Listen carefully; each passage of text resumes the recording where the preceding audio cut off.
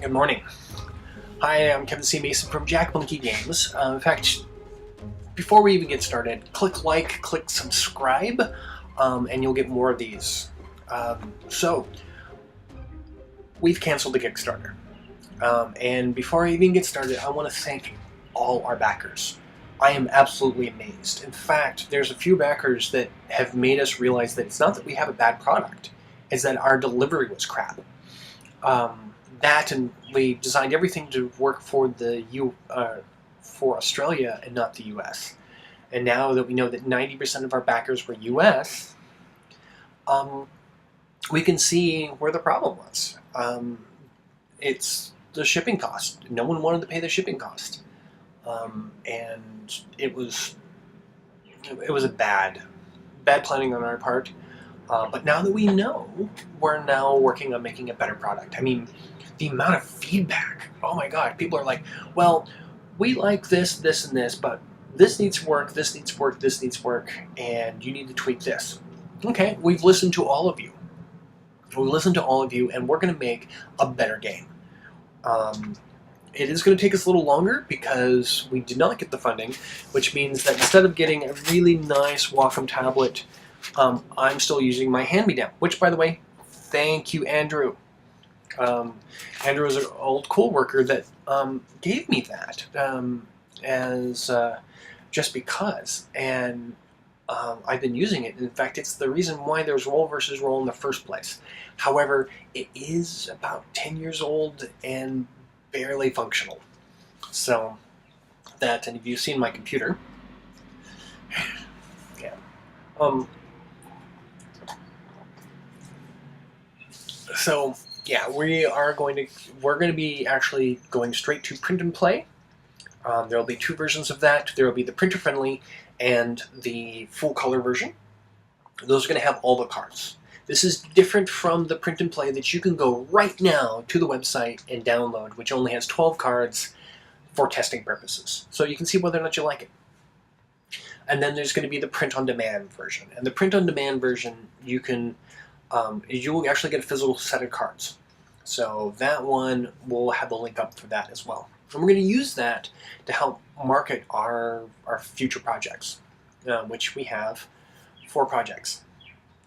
And that is Roll versus Roll, which you already know about, Invoke. If you go to the jackmonkeygames.com, you can see more about Invoke. We've got Project Z, which we're not talking about, and we've got the Homeworlds, which is a RPG that I've been running for quite some time.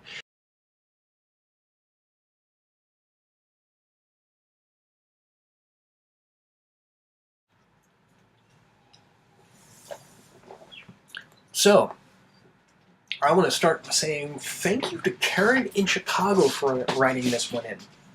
Karen from Chicago writes, "My husband is always playing female characters. Should I be concerned?" And I had a long think about this one. No. There are 3 things, without turning this into a relationship podcast, which I could easily do because I try to be pretty good at relationships. There are 3 things that you need to be concerned about in a relationship. 1, are you happy? 2, is he happy? 3, do you still love each other? Okay? If you have all 3 of those, it just requires a little bit more communication. If you have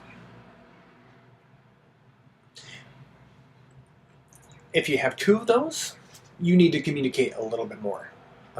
That will make it back up to 3.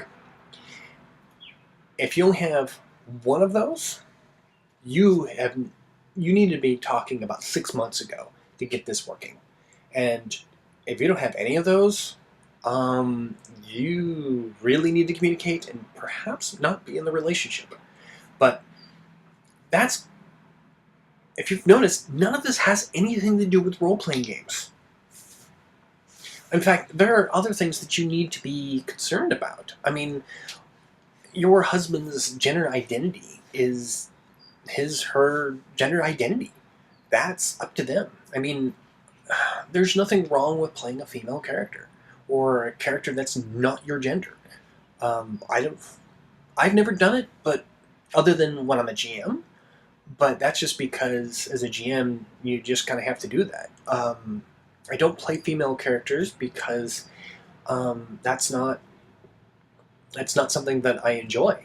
Now, I want to point out that if while he's playing a female character, he is, just being a complete dick about it, similar to someone playing an ethnic race and being a complete stereotype about it, that's something to be concerned about, because then there's some anger issues that probably need to be addressed, or you know, I'd be more concerned about someone who's always wanting to rape in an RPG. That person has got issues. Okay, your husband going and playing a female character, no issues. I don't know what's wrong with that. I can't think of anything. In fact, let's think about this. What is the worst thing that could possibly happen? Okay, now that you have that envisioned, is there anything that a conversation over coffee can't fix? Probably not. So I think that it's real important that you put this into consideration, that you're fine. It's fine. If everything else in your life is fine, then you're fine. If everything else is not fine, then maybe you need to have a conversation. Hell, have the conversation anyways. So, that's it. Besides, there are other people that you need to be concerned about, like people who play Kinder all the time. Like, that's all they want to do is play Kinder. You know me as the kind and benevolent GM, but I wasn't always that way. Roll initiative. I'm sorry, no evil GM today, because even when I was at my worst, most asshole of a GM, did I ever even consider that someone playing someone else's gender, or playing that they were gay or straight when they weren't, or whatever, actually ever mattered? Here's why. It's about the story. And if their story is coming from someone that is not their gender, that's okay. So, sorry, today, no evil GM, because even as a GM, I was never that much of a dick.